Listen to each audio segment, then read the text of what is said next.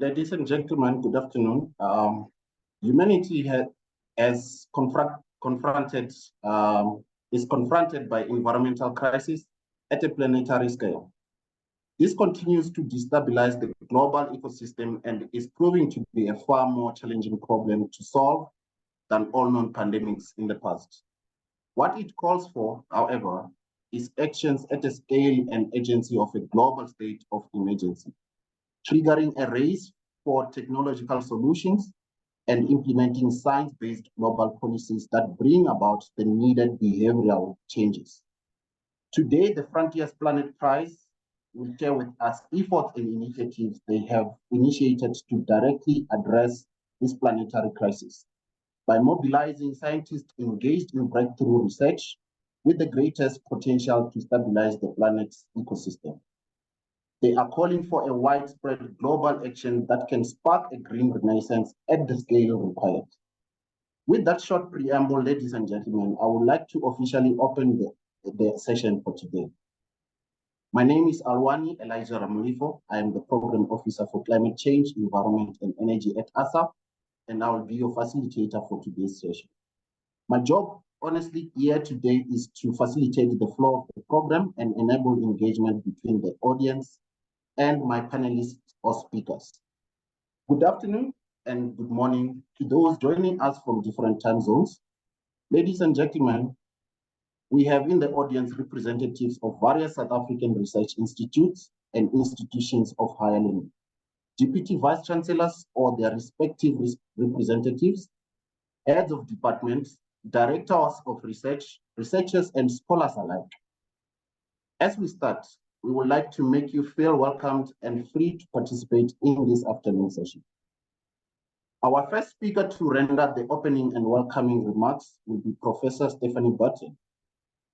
As Professor Burton will be getting ready, I will just introduce her by reading her a bio, just to allow everyone and the participants to know who Professor Burton is. Professor Burton is a professor in biochemistry and professor at Future Africa at the University of Pretoria. She also served as a vice principal for research and postgraduate education at the same university from 2011 to 2020. Professor Burton is the president and a fellow for the Royal Society of South Africa, RSSA, and currently a vice president for the Academy of Science of South Africa, ASSAf. A research fellow for universities, South Africa, ASSAf, and the chairperson of the Future Earth Regional Office for Southern Africa, PEROSA. Her research interests are in sustainability, applied biochemistry, and biotechnology, and she has published widely and supervised numerous postgraduate students. Professor Burton, over to you. Thank you. Thank you very much indeed. And please allow me to have a few minutes to welcome everybody who is here to this webinar, which is being hosted by the ASSAf Science Advisory and Strategic Partnerships section in celebration of the Frontiers Planet Prize. So my role is just to explain briefly ASSAf and ASSAf's roles in this occasion and in what the Academy does. So let me start by just saying ASSAf is the official National Academy of Science in South Africa. It was inaugurated in 1996 and in fact came into operation through a national act in May 2002, so 21 years old now. It was formed in response to the need to extend the democracy and link science into our national and continental democracy. So the Academy itself encompasses all fields of scientific inquiry, not, of course, only the natural sciences or the physical sciences, but all sciences, and we include the full diversity of all of South Africa's distinguished scientists. Our mandate is really twofold: to offer evidence-based science advice to government and to many other stakeholders, which we do through a number of mechanisms and activities, some of which are preparing reports, but there are very many other ways in which we interact with stakeholders. And then the other part of the mandate is to honor our distinguished scholars through electing them to membership of the Academy, which is an extensive and very rigorous process, which is based on excellence, scientific excellence of the elected members. ASSAf has a number of goals, and this summarizes them very broadly. And you will see, if you glance through those, it covers the gamut of what an academy does.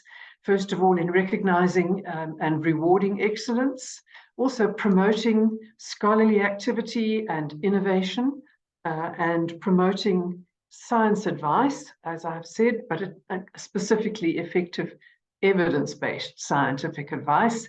And then, of course, we do promote public interest in science, and we promote science education, and we work by promoting national, regional, and international linkages. In fact, if you have a moment and would like to, we have a very extensive strategic plan, and our mission actually vocalizes or verbalizes specifically those two very important activities, that of recognition of scholarly achievement and excellence, which is, of course, what we are doing today. And it also emphasizes the importance of maintaining productive partnerships with national, regional, and international organizations. And that feeds into our national system of innovation and our national scientific activity. So in our activities, as I say, we place great emphasis on our strategic partnerships, which are there to, and our division for strategic partnerships is there to establish and maintain those partnerships and engagements with all of our partners across the country, the region, the continent, and globally. That enables us to link the Academy and the South African science system with the world. It's done through a national liaison program, which is interacting with our key stakeholders nationally, the government departments, research organizations, policymakers, and so on. And then the international liaison program, which is part of what we're talking with today, which is all about our African and overseas bilateral, multilateral relationships, agreements with organizations such as other national academies and networks and scientific organizations. And as examples, I've just put the logos at the bottom of this slide of three important partnerships that we have. One, we are a member of the Inter-Academy Panel, which is the association. It's a merit-based association of scientific academies across the world. There are about 160 members of that Inter-Academy Panel, the IAP. Then TWAS, Regional Office for Sub-Saharan Africa. This is, again, it's more a network, but it's certainly a coordinating network for science across the world, and particularly we work through the continental regional offices, and then also the network of African science academies, which is a network and has membership of most of the African science academies. So our role today is based on a memorandum of understanding that we have and have had since 2022, when the first Frontiers Planet Prize was awarded, and we play the role of the national representative body coordinating the Frontiers Planet Prize for South Africa. So this is an international partnership which enables us to showcase our local scholarly outputs and to allow them to compete globally through the scope of Frontiers. ASSAf then approaches and encourages all South African research and development institutions to contribute, to participate in the process, and we provide feedback on the national champion and into the international phases. So ASSAf hosting this prize today, our role is to facilitate all of that in terms of going from the process of nominations all the way across from our national nominating bodies into the point where we are now today, hosting this webinar to promote and support the second edition of the prize, and it is attended by representatives of our national nominating bodies, sometimes through universities' deputy vice chancellors, sometimes directors of research, but other directors as well. And then we also have representatives of the Frontiers Planet Foundation who will speak from Switzerland, and of course, Professor Mark New, who was our national champion and will be celebrated today. So we are delighted that Africa was successful in this competition, and that there's a collaboration led by Professor Mark New of University of Cape Town, who has won this international competition. He will tell us during his address in a moment about his paper, which details the work that won him the prize. So we are immensely proud of the excellence of this partnership, and we do hope, of course, that we will be able to increase in future the number of local applications that we can submit to the international competition. So in conclusion then, this event is a really important event for ASSAf in our role of recognizing and rewarding excellence, and our role in partnering and celebrating excellence across our continent and our region. And it is also a key element of our partnership with the Frontiers Planet Prize, of which we are very proud. So we are delighted to be hosting this event today. And again, welcome to all of you who are here. And I will hand over back to Alwani now to hand over to the next speaker. Thank you very much.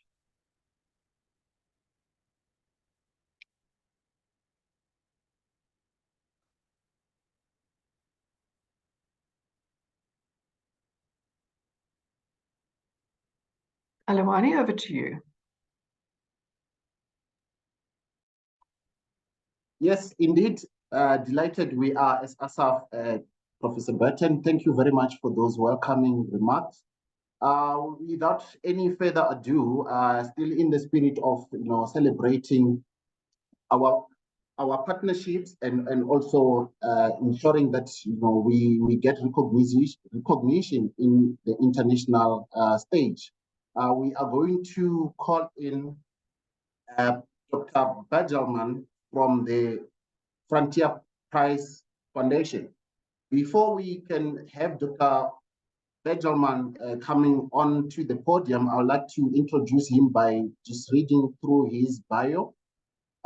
Dr. Jean-Claude Bagelman is a professor of open science policy at the Free University of Brussels, EUB, and formerly the head of unit for open science policy at the European Commission.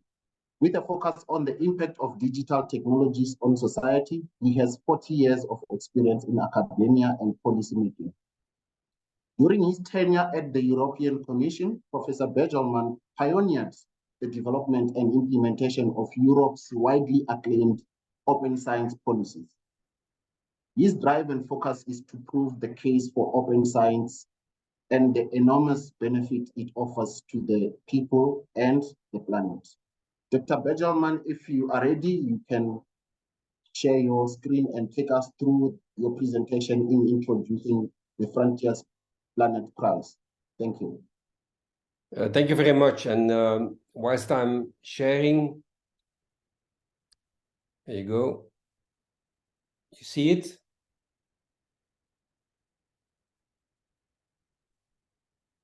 Yes, we can see your screen, Prof.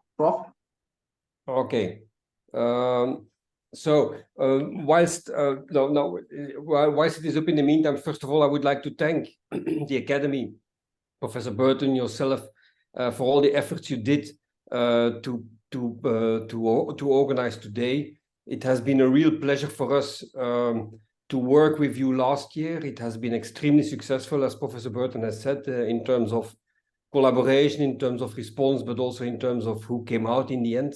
Professor Mark was one of the first laureates of the prize. So we are very pleased with the collaboration, and we hope and we are quite sure that it will actually go the same direction this year, if not even better. So for the newcomers amongst you, because I feel a bit embarrassed by the nice words which were said by Professor Burton, because That's exactly what we hope for. But for the newcomers amongst you, I will outline a little bit what the prize is all about, how it works, what we expect, and then we can, of course, always in Q&A go into the details. So the Planet Prize is as you said in the beginning, colleague Allow. So the Planet Prize has been installed for a very simple and very painful reason, namely that our planet is exhausting the boundaries, the safe boundaries, or exceeding the safe boundaries, which we need to respect in order to make it a livable Anthropocene. And the role of the prize is to stimulate science, to understand it better, but also to remedy it, to find solutions, to mitigate, to find alternatives, and so on. So the Planet Prize has a very clear, but unfortunately enormous focus for several years to come, if not decades, and that is to stay within the planetary boundaries of a healthy planet. As you know, and there is a constant stream of research in that respect. There are 9 boundaries. The state of science tells us that in 6 or 7 of them, we have already exceeded the safety limits, so to speak. And what the prize is aiming at is to reduce the red, get more green, if you want to use the image of this, so that we can stay within the safe operating space. As you can see, the challenge is enormous. The boundaries are in itself are very expandable. They influence each other, so it is a quite big agenda to work with. So the prize. Say again. If you can just put it on your presentation mode. Okay, so did you see this one? Yes, thank you very much. So these are, did you see this one? Yes, you can continue, Prof. Okay, so from that problem, the prize has been launched by the Frontiers Research Foundation as an appeal for our responsibility as a scientific system, as a scientific ecosystem, as a scientific foundation, that we want to find a way to incite more science around on the planetary boundaries. We want to bring in more scientists. We want to do that by using the universities where they work to nominate the science which they think is interesting for competing in the prize.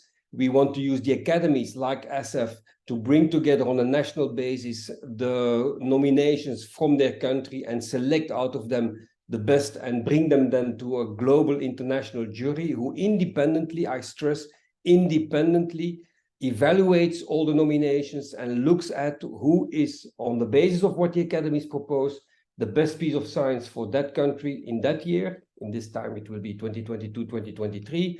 And, well, that's the jury. And then in that year, and also then who out of the national champions will be the 3 international winners of the prize. So every year, 3 international winners out of the group of national nominations will receive 1 million Swiss francs in order to pursue their research, in order to take more risk, in order to invest more in new avenues and so on. But the most important thing to remember here is that it is a completely scientifically based mechanism. We, as a foundation, we do the mechanics, but it is actually the world of science, the jury, led by Professor Rockstrom, who will judge in full independence each time what the winners are at the national basis and what the winners are at the international basis. As a foundation, we never ever intervene there. You probably all know, if you work in this field, the name of Professor Rockstrom. He was last year even cited by Time as one of the 100 most influential thinkers of these days, which is unfortunately due to his fantastic work on this is changing automatically. I don't know why it happens, by the way, but he is there to safeguard the intellectual integrity and independence of the prize, and he and his jury are in charge of the voting mechanism for national and international champions. So how does the prize work? It's relatively simple. It's like the Olympics. At a national basis, universities propose, identify, and nominate the scientists from their university based on an article published in the year of the prize or the previous year. So this time 2023, 2022, who can compete at the national level. This then goes to the national academies who, like the ASSAf, at a national basis, evaluate, bring them together, aggregate, and propose 3 to be sent to the jury of 100. The jury of 100 then votes and reviews, of course, first all the nominations and then votes for the best per member state, and then for the international ones. And then the international ones, of course, and the national ones are then made public next year, 22nd of April for the national ones, which is Earth Day, and then the international ones, which will be made public in June, when we have a big ceremony and at the Frontiers Forum in Switzerland. So every winner, international winners, receives 1 million Swiss francs. And this was one of the honors, so that for the first time was attributed to South Africa and Professor Mark New.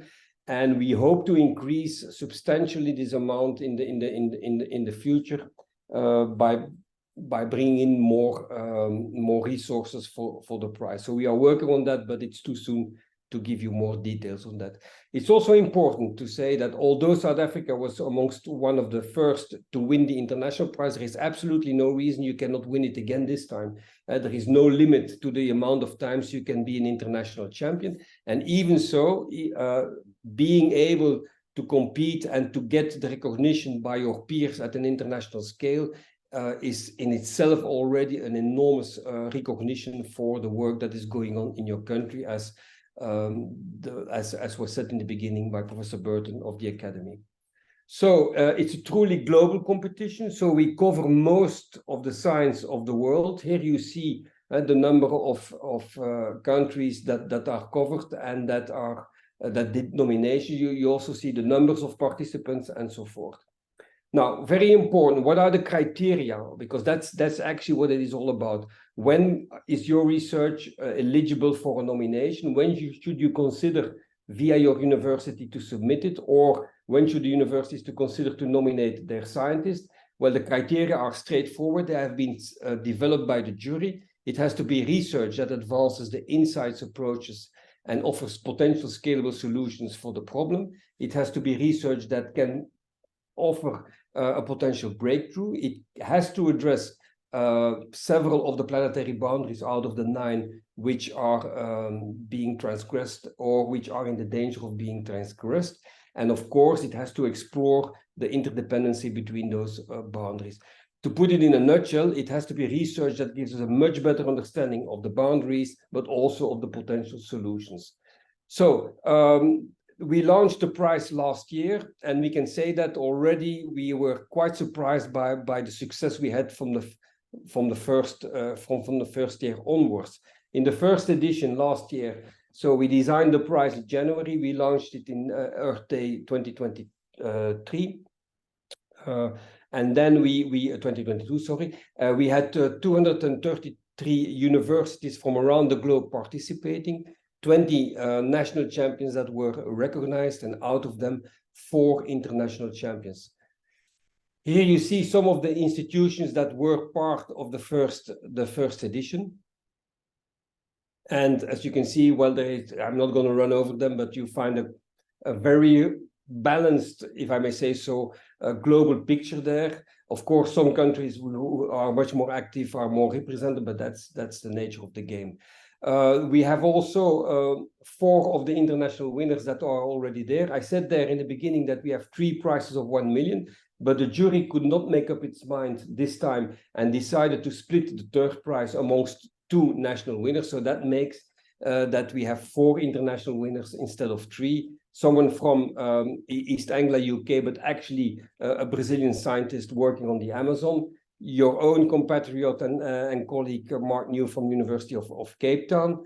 Then we had a Brit working actually in a Dutch university on the climate benefits from a great food transition. from Leiden University, and then finally a prominent scholar from the Zhejiang University of China.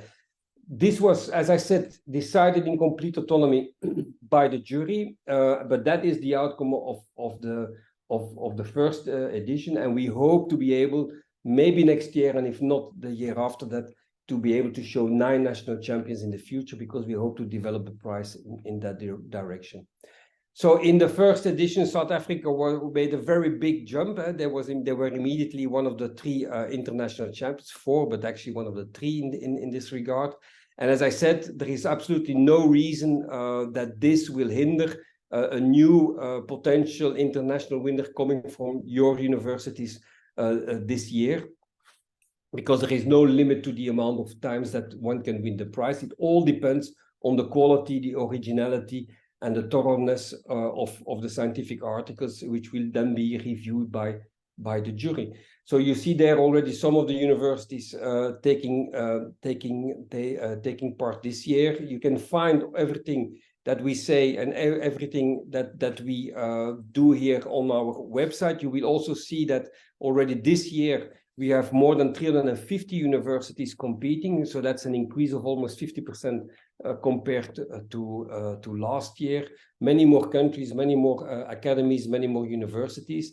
And me and my colleague Gilbert, who is also listening in this presentation, we are there to help you and to answer whatever question we can. But I'm quite confident, just like last time, that due to the fantastic role that ASSAf has played in mobilizing and in transmitting the messages and the information of the Planet Prize to the South African community, that it will go quite smoothly. But in any case, if there is a problem, please contact us.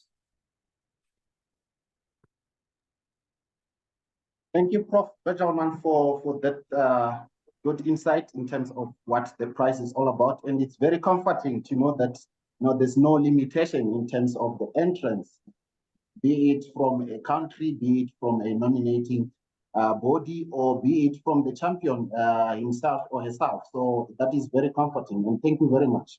We just want to, at this moment, acknowledge the presence of our executive officer, Professor Himla Sudyal.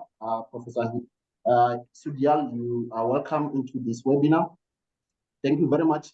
And in terms of the program, we are going to also have a question and answer session. And it is at this moment where I want to request or extend my call to all the attendees to say if there are any questions or point of clarity, please utilize the question and answer session platform to type your questions so that we can address them during the question and answer session of the program. Moving on, we have Dr. Twala, who is a colleague from ASSAf.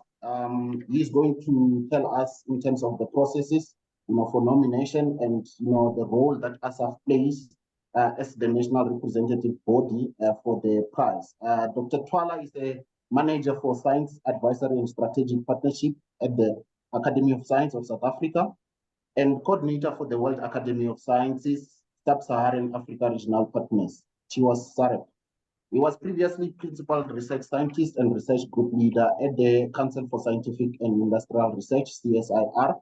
He holds a PhD from the University of Johannesburg and specializes in environmental water quality effects assessment and monitoring.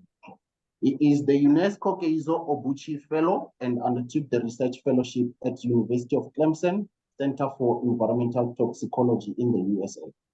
Dr. Twala was a member of the DSI, which is the Department of Science and Innovation Platform for Nano Health Safety and Environment Risk Assessment, responsible for leading the water node of the platform. He also sits on the editorial board of the Environmental Toxicology and Chemistry, as well as a guest editor for Springer Nature Applied Sciences Journal.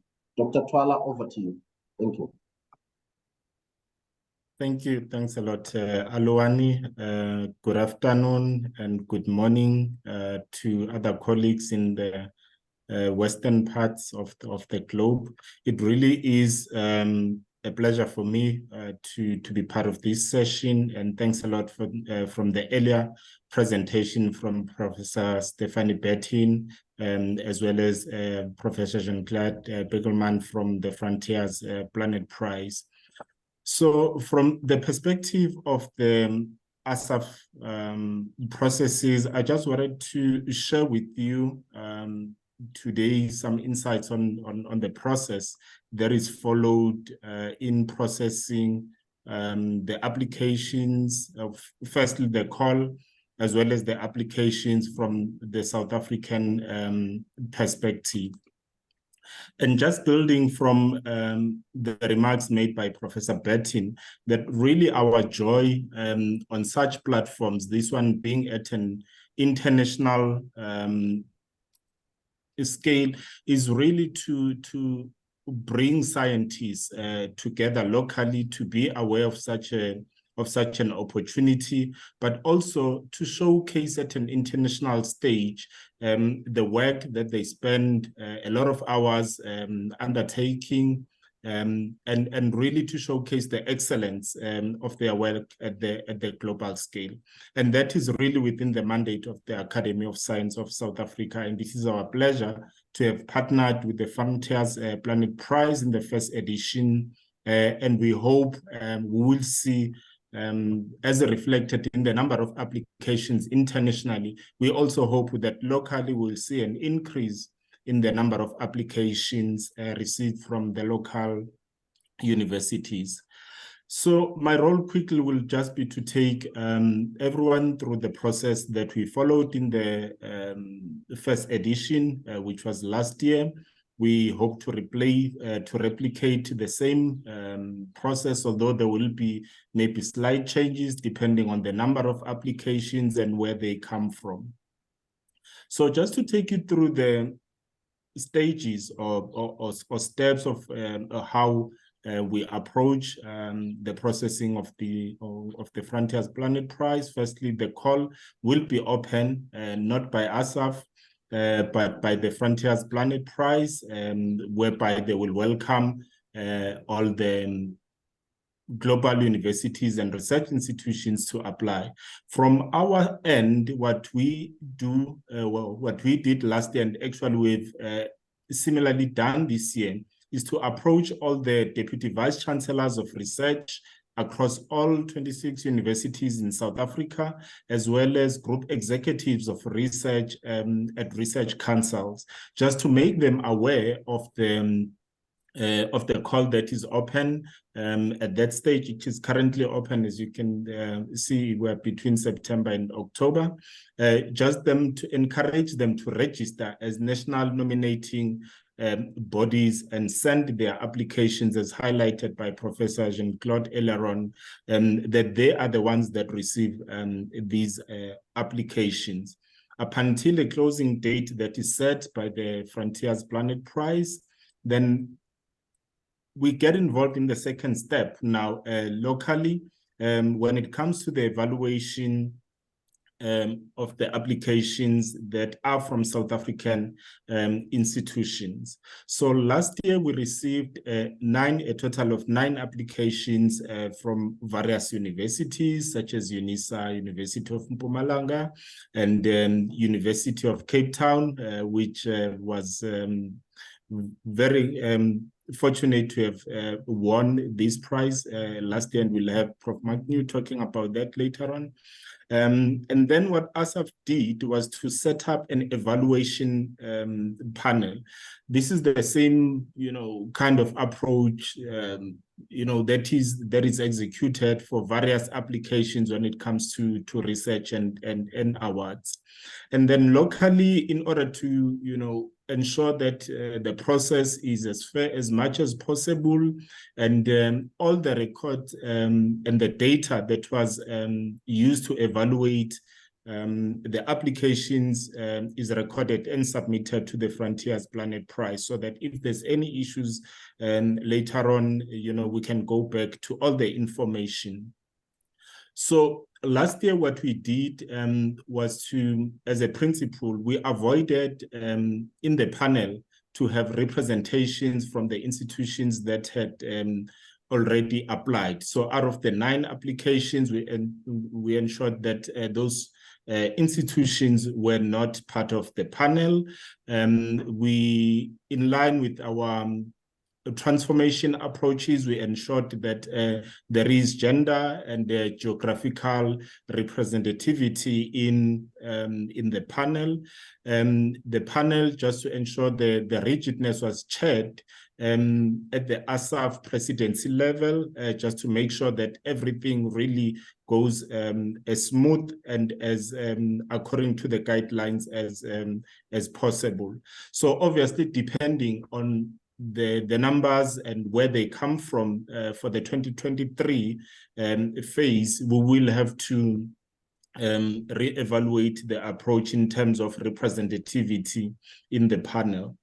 This panel was invited and set at the ASSAf offices to execute this duty, and within, although they started evaluating or going through the applications up front, all the assessment and the records was done when they were on site at the office, and after which there was consolidation and submission to the Frontiers Planet Prize.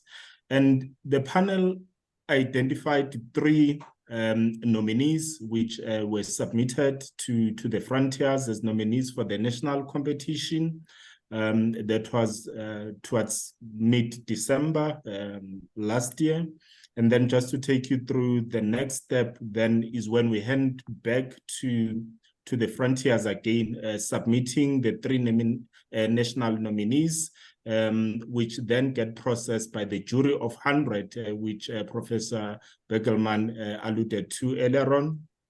And then ASSAf gets informed, firstly, concerning the outcomes of the national competition. And last year, the national champion was Prof. Magnu, who then, by virtue of being a national champion, went on to compete at the international competition, which we are very, very proud as the country as well as the continent that he was successful, at that stage.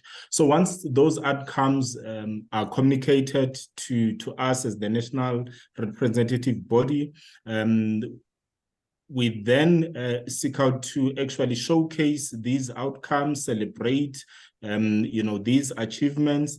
And it is during that phase where we seek to work closely with the nominating institutions just to jointly showcase and celebrate such an achievement. And we really hope that even for 2023, a similar scale of being fortunate will come to South Africa, such that we may have again an international champion for the Frontiers Planet Prize. So overall, that is the process that we followed. As I mentioned, there will be slight changes depending on the extent of applications this year, but you can be rest assured that we follow the rules to the T to make sure that everything is transparent and is robust as possible. Alwan, with that, I think I will stop there with my presentation, and we'll await for the Q&A session later on to address any questions that may be pointed to that. Thank you, Chair, and thank you to the participants. Thank you, Dr. Twala. Thank you for putting through to us the process and the role that ASSAf plays in terms of ensuring that as a country we are represented at this global competition. Moving along, we are also reminding attendees to say if there are any questions or point of clarity, please remember to type them in using the Q&A platform so we can address them during our Q&A session program. In that spirit of celebrating or recognizing excellence, we have in our midst today our national and international champion, Professor Magnu, who actually won the prize, the first edition of the Frontiers Planet Prize. as a South African nominee. As Professor New is reading himself, I will just introduce him by going through his bio. Professor Mark New is a Pro-Vice Chancellor for Climate Change and a former director of the African Climate and Development Initiative, ACDI. He holds a joint appointment as Professor of International Development at the University of East Anglia, United Kingdom. As Pro-VC for Climate Change, he is responsible for and the coordination of cutting-edge research and teaching at UCT on the twin issues of low carbon and climate resilient development from a strongly African perspective. In 2016, Professor New was awarded the ASSAf or AXA Chair in African Climate Risk. His research program is focused on quantifying and understanding the changing risk of climate on water and food security in Southern Africa. Professor New will be sharing with us his work that he has presented, in terms of nomination for this prize in the first edition of the prize. And the title for that presentation or the research that he worked on is Efficacy of Catchment Restoration in a Changing Climate. Professor New, when you are ready, you can take the podium. Thank you. Thanks a lot. Just checking you can hear me. Yes, we can hear you, Great. Prof. Okay, thanks. Thank you very much for the opportunity to tell you about the work that won this prize. I should start off by acknowledging my senior co-author, Dr. Petra Holden, who was the lead on the work and the co-writing of this paper with me. So I was asked to talk a bit about the experience from my perspective of applying for this prize, and then to talk a bit more about the research that actually won the prize. So to start off with, let me talk about the nomination process.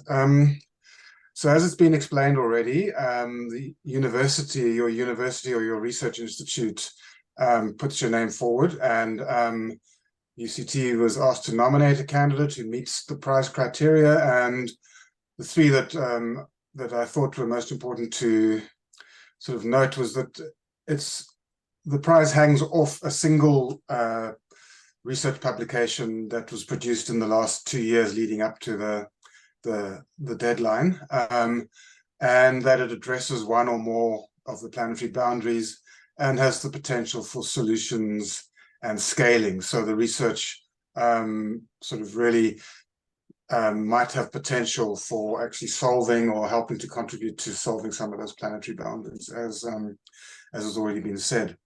The actual application process itself is relatively simple. So it's a really short form that you have to fill in with very limited space to make your case. There are 4 sort of areas where you have to provide evidence over and above the sort of technical details of the article. The first are what are the key new insights emerging from this research, how the research is potentially translatable into action, some metrics on the article, so how how many people have downloaded it, how much has been featured in the media, and then a personal statement about why the paper should be considered. And all of these are very, very short. So in one sense, it's a simple process, but on the other hand, if you only have a few thousand characters for each of these sections, you really have to work hard at being very concise and getting all the important information into a very short amount of space. The second sort of thought that I have here about the application process is that when UCT, and I guess each university will have a different process about how they identify potential nominees, but UCT did it in a bit of a top-down process. They sort of looked at who was working on global sustainability issues and the planetary boundaries, and then certainly asked me, I don't know if they asked anybody else, to submit an application, and then did their own filtering process. And at the time, I thought, what's the point of doing this? There's no chance of winning it. So should I really be spending a few days preparing this application when I could be doing other things? And so in the end, I did do it, and as you know, I was incredibly fortunate, along with my co-authors, to win the prize. So I guess the conclusion for anybody who's encouraging another South African to apply is, you can't win it if you're not in it. So it's worth the effort. It doesn't take too much work. It just requires a bit of concentrated thinking to really put forward a good proposal. So the actual paper was published in Communications, Earth and Environment. The title of the paper was around nature-based solutions working in mountain catchments in South Africa, and how they could reduce the anthropogenic climate change signal within drought periods. I think while the research focus, or the prize focuses on a single paper, obviously no paper happens in isolation. So this particular paper was the culmination of many years of work within my ASSAf research program, with many other pieces of work that provided the building blocks for this sort of, I don't know what you want to call it, a capstone type paper that pulled together a lot of the capability in modeling, remote sensing, understanding of ecosystem services that had been produced in the years leading up to the production of this paper.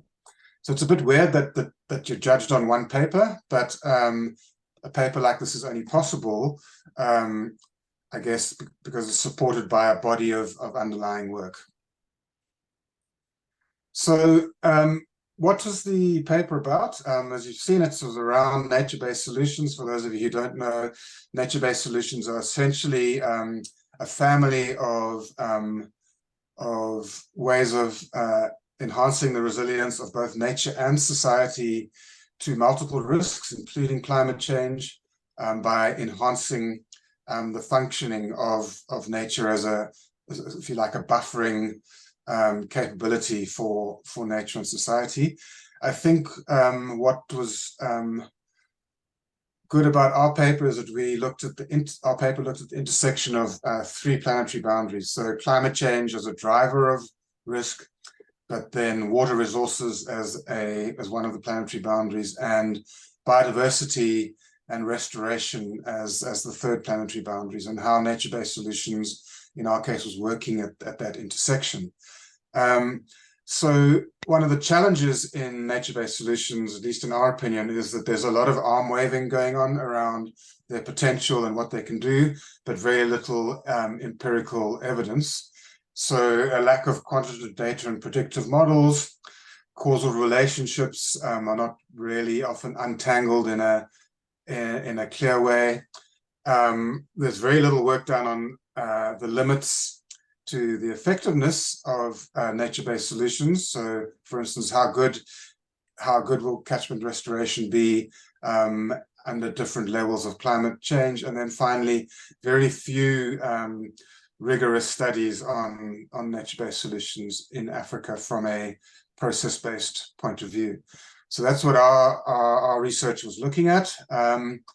And we focused on a well-known nature-based solution in South Africa, which is the restoration of mountain catchments in strategic water resource areas, which helps increase water yields and resilience of water resource systems to climate variability, and has a strong co-benefit in terms of biodiversity conservation through the restoration process. So as we all know, these alien tree invasions really have a negative effect on water yields in many mountainous catchments in South Africa, but we focused on the Western Cape of South Africa. and we were really interested in looking at the intersections between efforts to restore and clear aliens in catchments, and how that moderated particularly extreme weather events, in our case droughts, which is where the impacts of climate change are most severely felt on water security. So we worked in two of the large catchments feeding water into the Western Cape water resource system, the Upper Berg catchment, which is currently 9% invaded by a range of alien tree species, and the Du Toit catchment, which feeds into the Breda River, and that's actually heavily invaded. It's 40% invaded, so 40% of the land cover is currently covered by invasive tree species. And the question we asked in this particular paper was, if those catchments had been restored and the aliens had been removed, how much would they have ameliorated the effects of a specific high-profile drought event? In this case, Cape Town and the surrounding regions, 2015 to 2018 drought, the famous Day Zero drought. And here below you see a picture of the Theovatus Kloof Dam when it was effectively empty in late 2017 and early 2018. So the approach we use, which was quite innovative, is something we've called joint impact attribution modeling. And by attribution modeling, this is quite a common approach used in climate science, which is essentially trying to understand how severe a particular meteorological or climate hazard would be with and without climate change. So effectively, how much has anthropogenic climate change exacerbated the risk of a hazard? But we were also looking at how that climate hazard intersects with human activities within, if you like, the receiving environment, in this case, these mountain catchments. So we were looking at the intersection and attribution of the relative contribution of two key factors: anthropogenic climate change, where we looked at the severity of meteorological drought with and without climate change, and different levels of catchment restoration, where we looked at 3 land cover states in these catchments. So the current situation of partial invasion, what would the drought have looked like if those catchments had been properly maintained and fully cleared? And what would the consequences have been if the catchments were allowed to progress to full invasion?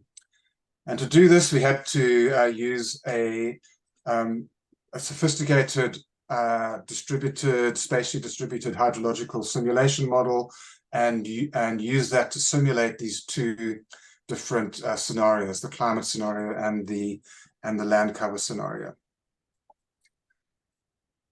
So in terms of results, what we can do is talk about the how a particular factor changes the drought flow. So for instance, with anthropogenic climate change, with the current state of the catchments, we could show that the climate change experienced to date had reduced the drought flow, the river flows in the droughts by between about 80 to 90% of what they would have been without climate change. So a 10 to 20% reduction in those river flows.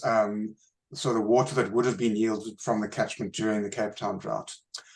Then when we looked at the catchment management side of things, if those catchments had been in good condition during this drought, that would have offset the impact. So you would have been had a reduction. The climate change impact would have actually been about halved. So and the impact would have obviously been much greater in the Du Toit catchment, which was more heavily invaded than the Berg River catchment. And then of most concern was what would have happened if we'd had a combination of the climate change that we have experienced and allowing these trees to fully invade. And here we have super big reductions in the river flows supplying the water resource system during the drought period. So up to 60%, below 60% of the river flows of a catchment that wasn't invaded. So so what we could really do is untangle the relative contributions of climate change and catchment in catchment processes in having an impact on water resource and water security within this study. So in terms of implications for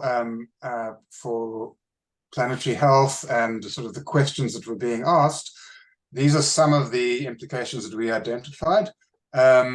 We sort of showed that with well-calibrated and reliable models, we can really make a good effort on quantifying the capability of ecosystem-based adaptation or nature-based solutions to offset these impacts. We developed new remote sensing techniques that can operate at very high resolution to identify the most important locations for restoration, so you can really target where you're going to apply ecosystem-based adaptation and where I guess your biggest bang for buck is if you're in a financially resourced situation. And the kind of data we generated, I haven't described that in this work, but you can use it in financial modeling for investment cases for restoration. So for instance, we showed that that if you invested in catchment restoration in these catchments, an investor from the private sector, for instance, could get a 7% per annum return on investment over a 20-year investment period, showing that actually there are strong investment cases for some kinds of nature-based solutions, which has always been quite hard to prove. I think the final message was that although ecosystem-based adaptation or nature-based solutions in this case helped offset the climate impacts, it couldn't completely offset the climate change that's already been experienced. So already the effectiveness has limits, and it just points to the issue that dealing with these sort of intersecting global challenges requires a very multifaceted approach. So we're not going to remove the impact of climate change without serious mitigation efforts to reduce the amount of climate change, but nature-based solutions offer potential to ameliorate some of the impacts that we're already committed to.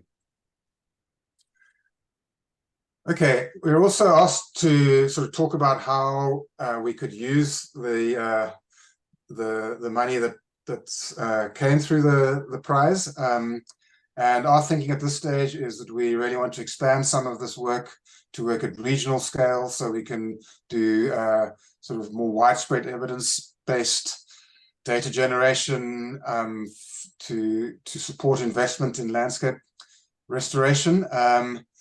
Include more ecosystem services so that we can sort of think of nature-based solutions in a more integrated manner. We're really keen to establish an EBA or Nature-Based Solutions Academy so that we can build capability in this space to really move towards implementation and really work on developing sustainable financial models so that we can bring in, so we can move from sort of I guess, the more philanthropic investments in nature-based solutions to making this part of essentially green economic development, where we can show that it's worthwhile for other investors, particularly the private sector, to invest in these kind of interventions, this kind of restoration work. Okay, so just to finish off, as I said, there's been a lot of work underpinning this one particular paper. Even in the paper itself, a whole lot of co-authors who all brought us different set of skills, from climate science to ecology to hydrology into the work of the paper. An even bigger team across the natural and social and economic sciences who worked within the bigger program. And also, I'd like to acknowledge a range of funders, including the ASSAf Research Fund, the University of Cape Town, Danida, the NRF, the BNP Paribas Foundation, and IDRC. So, you know, all of this, what led to this prize was supported in many different ways, and couldn't have happened without all of this support. So I will stop there and happy to take any questions. Thank you very much. Thank you so much, Professor New, for that, you know, well-put presentation, and also just taking us through the process that you had to endure in terms of the application for the prize itself. And it's very endearing to hear that, and at the end, you know, there is some investment that is going to be put back into, you know, further facilitating the work, you know, in terms of research, and also looking at the integration between nature-based solution and also the ecosystem-based solution, you know, going forward. Thank you so much for that well-put presentation. We're gonna move now into the next session of the program, which will be the question and answer session. At this point, we don't have any question that has been posed to my panel or the speakers. However, I would just like to also extend to say, given that we are going to allow attendees, you know, if they have questions, to raise their hand, and then we can introduce them into the platform to be able to speak out what their question will be. In opening this session, I just want to pose to the Frontiers colleagues, and at this juncture, I also want to introduce or welcome Dr. Gilbert Di Gregorio, who is the strategic partnership personnel within the the Frontiers Planet Prize Foundation. Thank you, Dr. Di Gregorio, for joining us. He's also one of the speakers. Thank you very much. Just to open the session, I would like to just pose a question. In terms of your criterions, one of them was mainly on scalable solutions. And I just want to look into that to say, what scale are we looking at? Is it from a temporal or a spatial perspective, noting that, you know, we are dealing with a global issue which affects, you know, the whole global scientific fraternity from that perspective of climate change or global change per se. Does that then means that, you know, for one to be considered for the prize, you need to cater for the entire global perspective, you know, in whatever research that you are doing? And in terms of the temporal basis, how long, you know, noting that we are looking at the interaction of people and planet, and this interaction, has been there for ages and is still going to be there for ages. So what are your scale in terms of that, you know, for one to be considered? Do you have any limitations for that? Yeah, well, okay, yes, you can go on. No, it's a very good question, because it comes up regularly and logically, because a lot of research is in order to offer a solution is very much empirical, and by consequence grounded in the reality of the country or even of the region. But by scalable, and that is actually something also the jury insisted on. It is not something we per se imposed, but the jury also said, listen, if a local or a location dependent solution or problem that has been detected is in itself very relevant, but if it cannot be upgraded to a larger reality than the local geography, for example, substituting a certain procedure in food production, which is typical for that region, but doesn't happen in the rest of the world, it's in itself very interesting, but it is not in the remit of the prize, because Well, the boundaries do not know any location-specific determination either. So we are trying to address the global problem of climate change and related problems. So we are trying to look for science that is scalable in that direction. And for example, what Mark just presented, Professor New, just presented, is although very much into the reality of the Western Cape, the insights and the models he develops is extremely scalable to anywhere. Of course, another reality, but not the insights, not the models, not the calculation, so to speak. So that is what we understand by scalable. And I also use the opportunity to clarify that if we say that the prize tries to address solutions, we are not asking for patents. We are not asking for science that can lead to a startup tomorrow, so to speak. We are looking for science that offers insights that can lead to solutions, not hypothetically, but not per se in a reality already, in a sense that tomorrow you must be able to apply it in a new procedure in a factory. So it is that kind of solution-oriented science that we are advocating. Thank you. Okay. Thank you so much, Prof. Benjamin, for that response. I'm not sure at this point if Dr. Gregorio, you want to maybe have an addition or something to say. Prof. Burton, I've noted your hand. Prof. Gregorio, if you want to have something to add to that response. Yes, thank you. I mean, you can call me Gilbert. Thank you very much. I appreciate being given the floor. Now, Jean-Claude gave a very good overview of what we mean by solutions and the scalability. Obviously, it's something that's very hard to kind of judge quantitatively, and this is why the jury of 100 are the experts who can see how a regional focus can be deployed internationally and to address a global challenge. I think just leading from that, and it's very important to note, is the scalability is also about Earth systems. It's about ensuring that it's not just focusing on one planetary boundary, which can exacerbate another. It's really taking the criteria and deploying it at the Earth system scale to make sure that all the planetary boundaries stay within the safe operating space. So there's also that aspect as well. But yes, that's how we determine the scalability. Okay, thank you so much. Professor Burton, your hand has been up.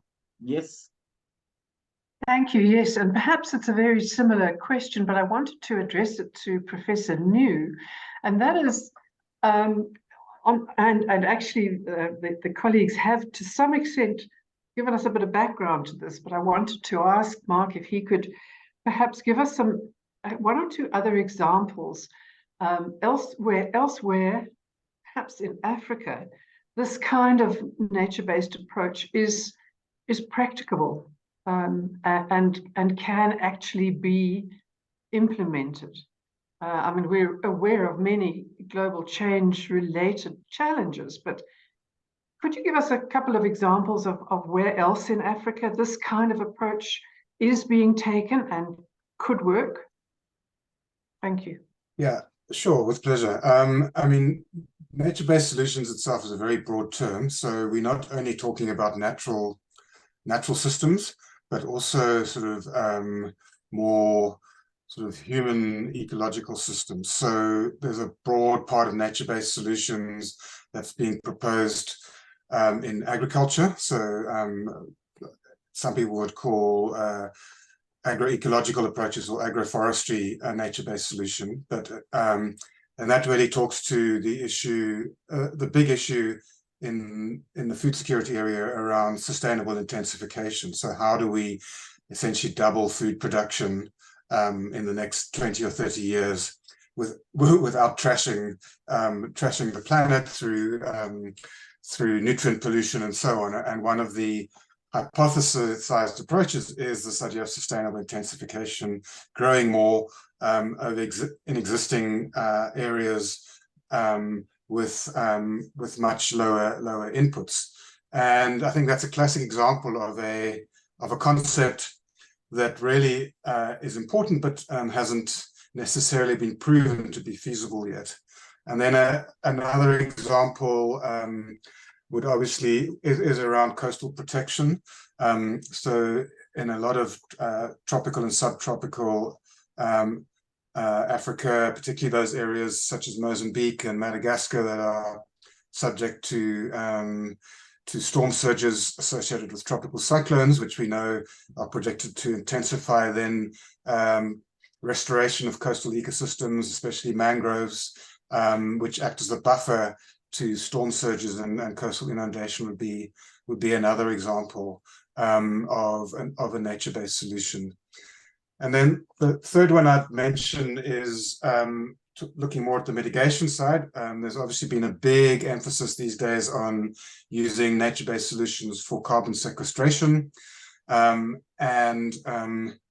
you know, very high-profile papers that talk about, well, if we plant 1 billion trees, we will solve 20% of the mitigation problem or whatever.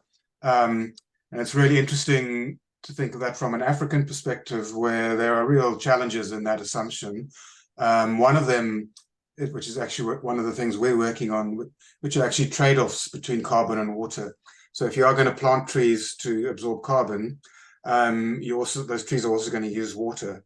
And so some of the areas that might actually be appropriate for tree planting may actually produce unexpected, well, not even unexpected, we know they're going to be there, but disbenefits from a water resources point of view. And so actually being able to really quantify what those trade-offs are is really, really important. And then the second is actually some of these plans about tree planting totally ignore local context. So one of the hotspots for tree planting is in South Africa, according to global studies, is the Kruger National Park, one of the biggest national parks in the world, and obviously is being used for other purposes other than turning it into a massive forest.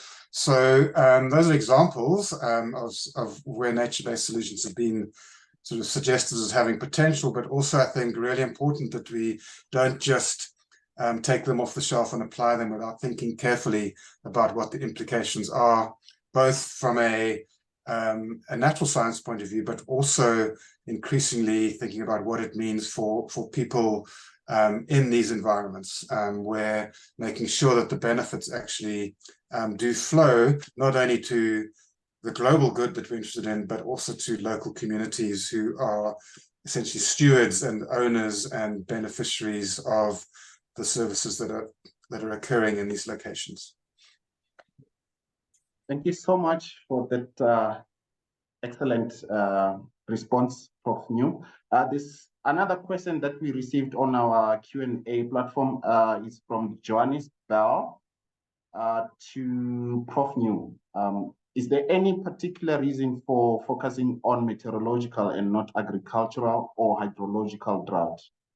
Professor New, if you can take on that question. Yeah. Okay, so actually, I mean, the focus was on hydrological drought because we were interested in the river flows during the drought period that were the source of water for the reservoirs that supply the water resource system in the Western Cape. So maybe, but the meteorological drought was the climatic driver of the hydrological drought. So we were definitely looking at, so essentially what we were looking at was how the meteorological drought propagated through the hydrological system to produce a hydrological drought, and then how climate change influenced the severity of that hydrological drought. And actually one of the interesting things that I didn't mention is that we also showed that the way that the catchments or the hydrological system works in the Western Cape actually acted to exacerbate the climate change signals. So if one looks at the meteorological drought, maybe there was a 10% increase in severity from in the rainfall drought that was actually amplified to be an even bigger climate change signal when one got into the hydrological drought. So really interesting that you know, the on-the-ground system changes and modulates the climate change signal as you get through closer to impacts on people and society. Yeah. Thank you, Prof. New, for that respond. Just as there are no further questions from the channel, I see Dr. Twala, your hand is up. Thank you, Chair. Something that I just wanted to check with our colleagues from the Frontiers Planet Prize, and maybe using the example of Prof. McNew's work, is there consideration for as an assessment factor in terms of the collaboration network by the authors? So would a single author paper be considered if the applications are seen to be scalable and relevant in addressing the boundaries? Would you say there is something maybe that is encouraged, that the nomination should exhibit that network, especially transdisciplinarity? Thank you. That's what I have for now. Yeah, it's thank you for the question, Dr. Twale. So in principle, the prize goes to an idea expressed in a peer-reviewed article. So that's the beginning, and the jury is in the first place evaluating what has been demonstrated in that article. So in principle, it can be one person who wrote it, it can be 15 persons, 200, it doesn't matter, as long as what has been expressed matches the criteria of better understanding, solution-oriented breakthrough, multidisciplinary, multi-boundary, and so forth. But of course, as we all know, certainly in this field, by excellence, it's almost a field par excellence, as they say in French, where people work together. You don't meet that many more teams that work on this alone or not with other teams and so forth. So all the nominations that the jury received were multi-authored, were multi-teams working together. And hence, it is so important for the nominating university to be very, very clear about who is the lead scientist for the article. That doesn't have per se to be the lead author or the most senior scholar. It can be whoever, but it should be the person who is then considered as the engine of the whole project, because that will also be the person who will get the 1 million. So that is important. Okay, thank you, Prof. Benjamin, for the response. Without any further question, we are coming to a close for this question and answer session. We'll now then move into our next part of the program, which will be to actually give a vote of thanks and closing for today's session.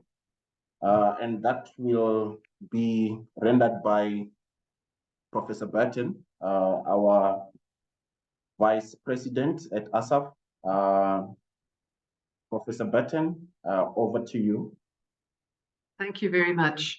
And may I just say first, in a conclusion to this very interesting session, really, I think I speak, and I'm sure I speak for the Council and the membership of the Academy of Science of South Africa in congratulating Professor New and his colleagues. We are immensely proud that this 2023 Planet Prize has gone to South Africans who are addressing global challenges through what is essentially a South African challenge and a South African approach. So let me just say heartiest congratulations. We are enormously proud. I do notice that the champions are, that the background to this does say that the champions will be supported in embedding their research and expertise in roundtable discussions at on the international science scale. So we wish you success, and I'm sure that you will do that admirably. But we hope that you will enjoy that and enjoy your success in doing all of that and taking that news and that message to a wider audience. So thank you, and thank you very much for your presentation, Professor New, and for bringing such success to our country. I also would like to say a very sincere thank you to the Frontiers Planet Prize colleagues, to their organization, and particularly for the rigor and the transparency of your process. We greatly appreciate that you have been so clear, and that your process is such an admirable one. Also, it's worked obviously well. We are pleased with the choice that your jury has made, but it's great to see that such an important prize has got such a sound foundation in the way in which it is being coordinated and awarded. So thank you, and thank you very much for your presence here this afternoon, for your presentation, and for your answering questions. And we really have appreciated that you have been with us this afternoon. And then I would like to add some thanks to all of the colleagues at the Academy, the Secretariat, the officers, the section on science strategic partnerships, who have essentially coordinated this event this afternoon. But I know that there are many people in the background at ASSAf who have also contributed. So I would like to say thank you to them for the coordination, for the organization, and the fact that this event has run very smoothly. And for those of us who spend a lot of time on Zoom and in these kind of systems, the sessions, this one has gone very smoothly. And thank you so much for the efficiency with which you have done it this afternoon.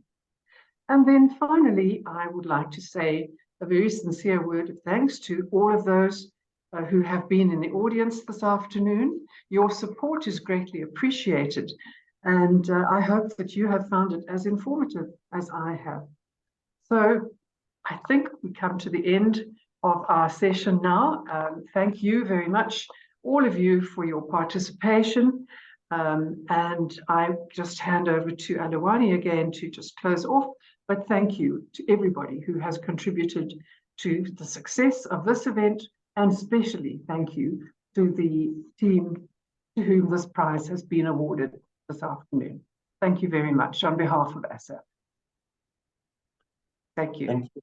Thank you so much, Professor Burton. With that, I don't have further words. That will bring us to the close of the session. We look forward to having you again in the next edition when we celebrate our winner. Thank you so much, and have a blessed day for that. Goodbye.